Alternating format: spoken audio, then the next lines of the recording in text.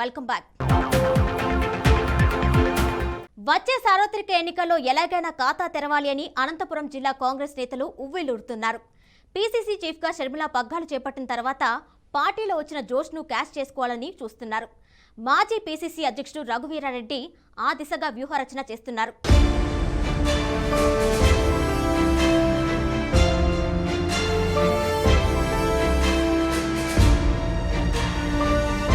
ఆంధ్రప్రదేశ్ రాజకీయాల్లో అనూహ్య పరిణామాలు, పార్టీల పొత్తులు, ఎత్తులు, ఎన్నికల్లో విజయమే లక్ష్యంగా ఆయా పార్టీల అడుగులు థ్రిల్లర్ సినిమాను తలపిస్తున్నాయి. రాష్ట్ర విభజన తర్వాత ప్రజాగ్రహంతో గత దశాబ్ద కాలంగా రాజకీయంగా ఉనికి కోసం కునికిపాట్లు పడుతున్న రాష్ట్ర కాంగ్రెస్ పార్టీకి వైఎస్ షర్మిల ఆశాదీపంలో నిలుస్తోంది.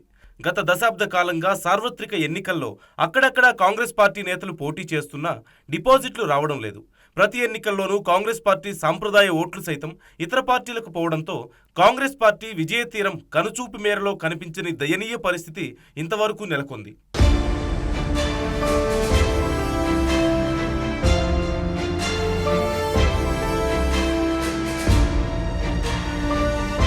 ఇక ఉమ్మడి రాష్ట్రంలో ఒక వెలిగిన రాజకీయ నిర్ణయాలు, వ్యూహాల అమల్లో చతురత చూపించిన మాజీ పీసీసీ అధ్యక్షులు, మాజీ మంత్రి రఘువీరారెడ్డి మడకశిర నియోజకవర్గంలో కాంగ్రెస్ పార్టీ అభ్యర్థి మాజీ ఎమ్మెల్యే సుధాకర్ను గెలిపించేందుకు సర్వశక్తులు ఒడ్డుతున్నారు.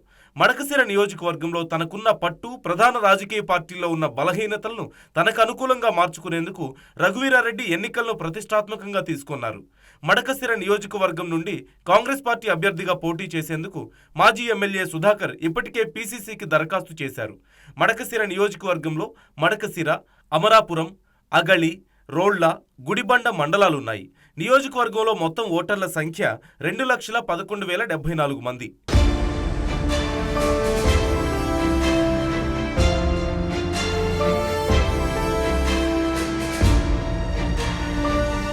నియోజకవర్గ పర్యటనలో భాగంగా శ్రీ సత్యసాయి జిల్లా మడకశిర నియోజకవర్గంలో పీసీసీ అధ్యక్షురాలు షర్మిల పర్యటనను ఖరారు చేశారు. ఫిబ్రవరి 5న షర్మిల మడకశిర నియోజకవర్గంలో పర్యటించనున్నారు. షర్మిల పర్యటన సందర్భంగా భారీ స్థాయిలో జన సమీకరణతో పాటు భారీ బహిరంగ సభ, ర్యాలీ నిర్వహించేందుకు మాజీ పీసీసీ అధ్యక్షుడు రఘువీరారెడ్డి సన్నాహాలు చేస్తున్నారు. షర్మిల పర్యటనను కాంగ్రెస్ ఎన్నికల ప్రచార సభగా ప్రజల్లోకి వెళ్లాలంటూ పార్టీ నిర్ణయించింది. అంతేకాక పలువురు స్థానిక నేతలు పార్టీలో చేరుతున్నట్లుగా సమాచారం. పుట్టపర్తి నియోజకవర్గం నుంచి కడపల శ్రీకాంత్ రెడ్డి కాంగ్రెస్ పార్టీలో చేరుతున్నట్లుగా తెలుస్తోంది.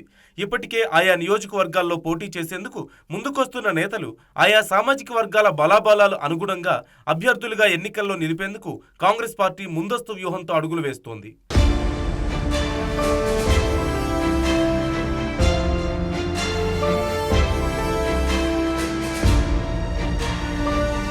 మడకశిర నియోజకవర్గం నుండి వచ్చే ఎన్నికల్లో ఖాతా తెరవాలనే మాజీ పీసీసీ అధ్యక్షుడు రఘువీరారెడ్డి రాజకీయ వ్యూహాలు, అంచనాలు ఎంతవరకు ఫలిస్తాయో వేచి చూడాలి.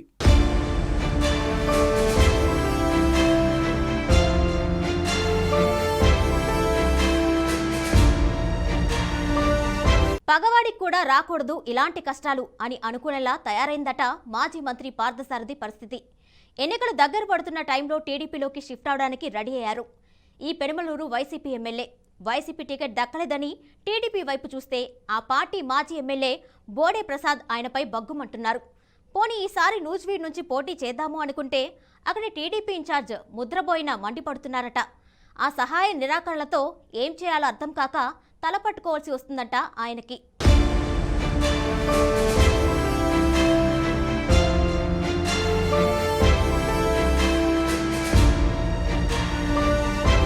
కొలుసు పార్థసారథి మాజీ మంత్రి, సీనియర్ ఎమ్మెల్యే.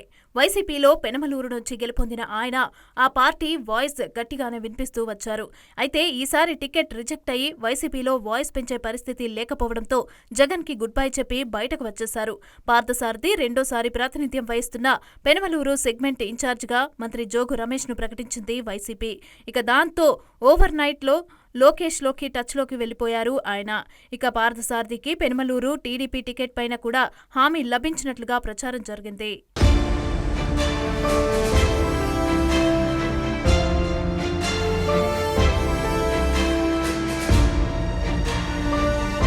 దాంతో పెనమలూరు టీడీపీ శ్రేణులు బగ్గుమంటున్నాయి. మాజీ ఎమ్మెల్యే, ప్రస్తుత టీడీపీ ఇన్ఛార్జ్ బోడే ప్రసాద్ తన అసంతృప్తిని బహిరంగంగానే వ్యక్తం చేశారు. టీడీపీ నుంచి సారథికి సీటు ఫైనల్ అయిందన్న వార్తలు రావడంతో బోడే ప్రసాద్ తన వర్గం నేతలు కూడా అభిమానులతో సమావేశాలు పెట్టారు. పెనమలూరు వచ్చిన చంద్రబాబు సమక్షంలోనే పెనమలూరు సీటు బోడేకు ఇవ్వాలని క్యాడర్ గొడవ చేశారు.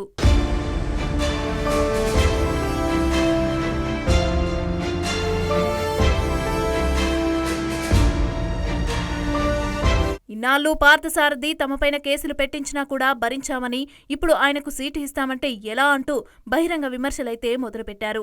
బోడే ప్రసాద్ పార్టీ ముఖ్యులతో మంతనాల తర్వాత పెనమలూరు టీడీపీ టికెట్ నాదే, గెలుపు కూడా నాదే అన్న స్లోగన్నైతే ఎత్తుకున్నారు.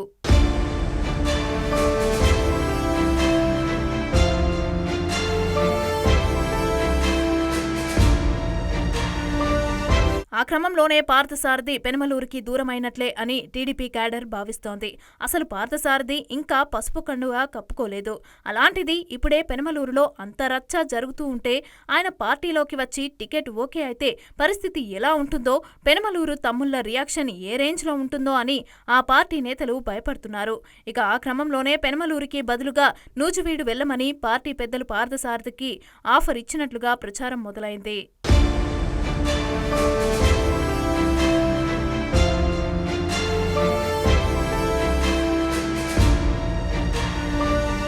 దాంతో పెనమలూరు సీన్ నూజివీడుకు మారింది.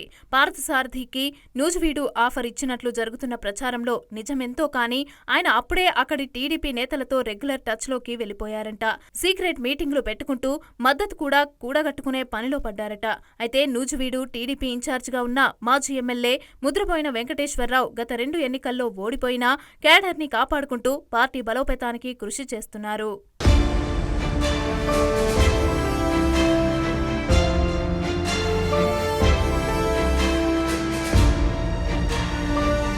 పదేళ్ల నుంచి కష్టపడుతున్నా తనకు కాకుండా ఎక్కడి నుంచో వచ్చిన పార్థసారథికి సీటేంటని ముద్రపోయినా మండిపడుతున్నారు. పార్టీలో చేరకముందే నూజివీడు నేతలతో మంతనాలు సాగించడం ఏంటని ధ్వజమెత్తుతున్నారు. చంద్రబాబు సీటు తనకే అని హామీ ఇచ్చారని, అపోహలు నమ్మొద్దంటూ కార్యకర్తలకు ధైర్యం చెప్పే పనిలో పడ్డారు. ఇక పెనమలూరులో బోడే ప్రసాద్ ఇచ్చినట్లు సీటు నాదే, గెలుపు నాదే అనే స్లోగన్ను కూడా ముద్రపోయినా మొదలుపెట్టేశారు.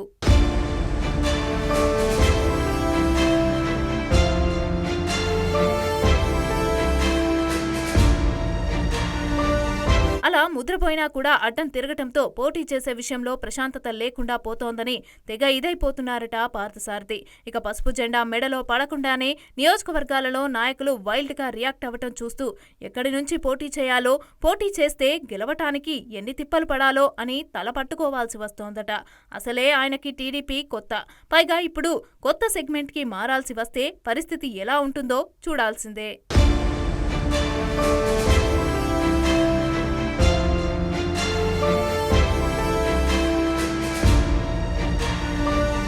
అందరూ ఊహించినట్లే అయింది. సత్యవేడు విషయంలో వైకాపా నాయకత్వం మరోసారి అభ్యర్థిని మార్చింది. 4వ జాబితాలో సత్యవేడు అభ్యర్థిగా తిరుపతి ఎంపీ గురుమూర్తిని ప్రకటించింది. అయితే సిట్టింగ్ ఎమ్మెల్యే అయిన కోనేటి ఆదిమూలంను తిరుపతి ఎంపీ అభ్యర్థిగా ప్రకటించారు. అయితే దీన్ని వ్యతిరేకించిన ఆదిమూలం తిరుగుబాటు జెండా ఎగురవేయడంతో తాజాగా సీనియర్ మంత్రి పెద్దిరెడ్డి తన అనుచరుడు అయిన నూకతోటి రాజేష్ను అభ్యర్థిగా ప్రకటించారు. దీంతో 3వ కృష్ణుడు రంగంలోకి వచ్చాడు అంటున్నారు.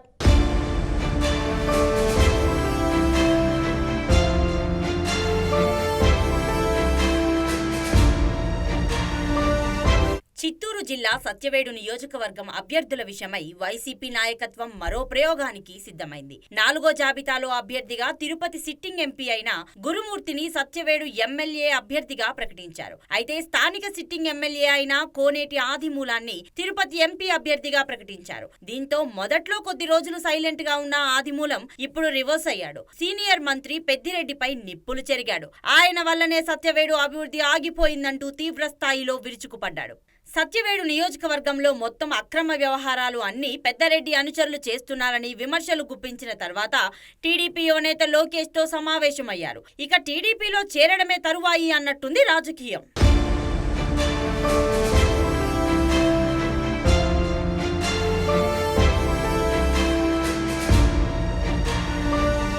ఇదే సమయంలో సత్యవేడు అభ్యర్థిగా మరో కొత్త వ్యక్తిని రంగంలోకి దించింది వైసీపీ. 5వ జాబితాలో సత్యవేడు అభ్యర్థిగా నూకతోటి రాజేష్ ను ప్రకటించింది. రాజేష్ మాజీ మంత్రి కుతూహలమ్మ సోదరి కుమారుడు. జీడీ నెల్లూరు టికెట్ కోసం ఆయన చాలా కాలం నుంచి ప్రయత్నాలు చేస్తున్నారు. పెద్దిరెడ్డి అనుచరుడుగా పేరు. అయితే ఉన్నట్టుండి నూకతోటి రాజేష్ పేరు సత్యవేడు ఇన్ఛార్జిగా నియమిస్తూ ప్రకటన రావడాన్ని ఎవ్వరూ ఊహించలేకపోయారు. మొత్తం మీద పెద్దిరెడ్డి తన అనుచరుణ్ణి సత్యవేడు బరిలో దింపాడని అంటున్నారు.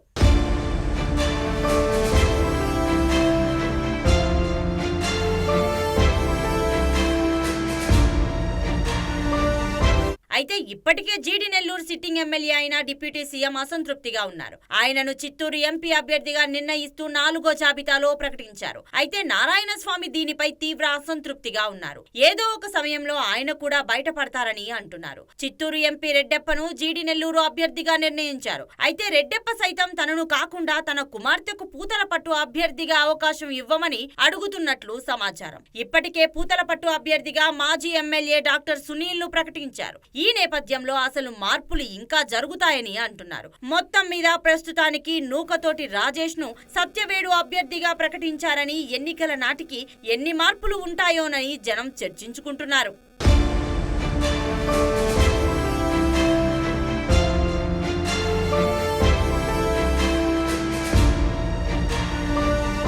మొత్తం మీద చిత్తూరు జిల్లాలో ఎస్సీ రిజర్వ్డ్ సీట్ల ఎంపికపై జగన్ చేస్తున్న ప్రయోగాలపై ఆసక్తికరమైన చర్చ నడుస్తోంది.